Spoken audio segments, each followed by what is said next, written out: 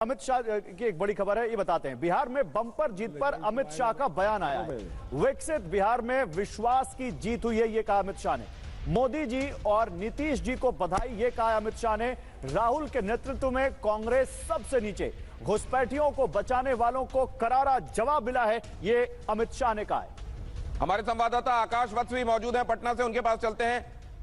लेकिन उससे पहले जरा बिहार जीत का शाह प्लान क्या रहा है, बिहार जीत का शाह प्लान क्या रहा है, वो आपके सामने मैं रख रहा हूं। बिहार जीत का ये है शाह प्लान।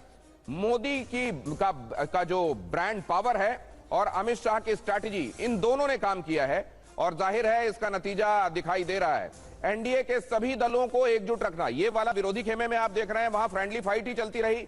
यहां कम से कम बाद में एक मैसेज गया, सीट जब एक बार तय हो गई उसके बाद एक कोहेसिव ब्लॉक की तरह ये लोग सामने आए। बिल्कुल, और एलजेपी और जेडीयू के बीच जमीन पर समन्वय करवाया। पिछले चुनाव में जेडीयू को सबसे बड़ा नुकसान एलजेपी की वजह से हुआ था। इस बार दोनों के बीच कोऑर्डिनेशन करवाया गया और उसका फायदा बहुत अच्छे तरीके से देख रहा है। एनडीए के वोट को एक साथ लाने की माइक्रो प्लानिंग की गई, अमित शाह ने की। प्रवासी कार्यकर्ताओं से संपर्क में रहे और निर्देश दिए।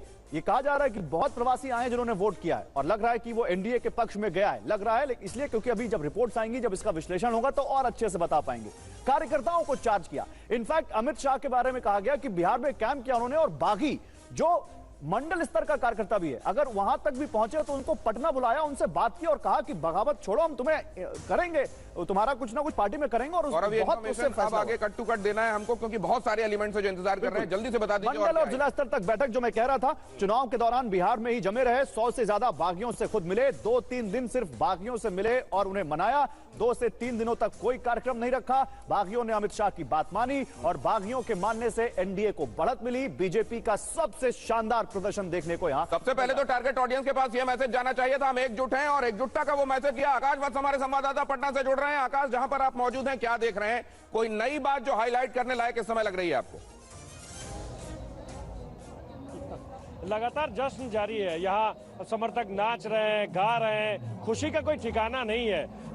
और एक बात जो बार बार कही जा रही है वो ये कि नीतीश कुमार के नाम पर पहले से भरोसा बढ़ गया है। इससे पहले आप बात कर रहे थे, उसमें एक बात मैं और जोर देना चाहता हूं कि जब महागठबंधन की तरफ बहुत किचकिच चल रही थी, ये कहा जा रहा था कि उप मुख्यमंत्री पद पर में उम्मीदवार कौन होंगे, मुख्यमंत्री पद पर में उम्मीदवार जब तक तेजस्वी यादव को घोषित नहीं किया गया वो प्रचार के लिए नहीं निकले।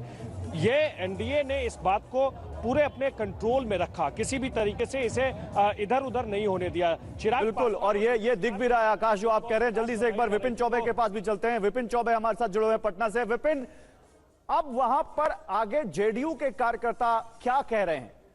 क्या, क्योंकि देखिए सब चाहेंगे ज्यादा से ज्यादा सीटें मिले, मंत्री पद मिले, सब चाहेंगे कि हमारे पास ज्यादा होल्ड रहे। क्या वहां पर निकल कर आ रहा है? देखिए, जो आप बोल रहे हैं ये बहुत टॉप लेवल का डिस्कशन है और इस पे कार्यकर्ताओं को बहुत ज्यादा कुछ पता नहीं है। हाँ, ये जरूर है कि सेलिब्रेशन सुबह से लेकर शाम तक चल रहा है, कोई बड़ा लीडर पार्टी ऑफिस नहीं पहुंचा है।